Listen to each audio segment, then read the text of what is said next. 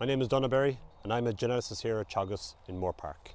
So TB is obviously very topical at the moment, and we therefore have to use all the tools available to us in our armoury to try to increase this resistance to tuberculosis.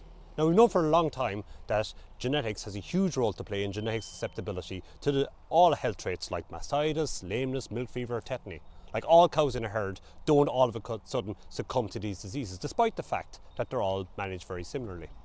And in fact, our research is showing us that around 12% of the differences of whether or not an animal succumbs to TB is due to the genetic differences. So this has enabled us to create genetic evaluations for bulls or for cows on their expected susceptibility to tuberculosis.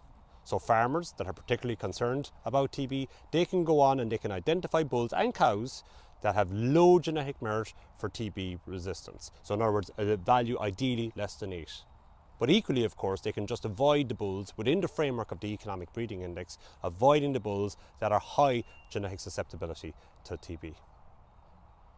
So we believe that genetics has a huge role to improve the TB resistance of our dairy herd. And this wouldn't be the first time that breeding has addressed major challenges facing the industry, the most notable of which was the reduced reproductive performance of the dairy herd.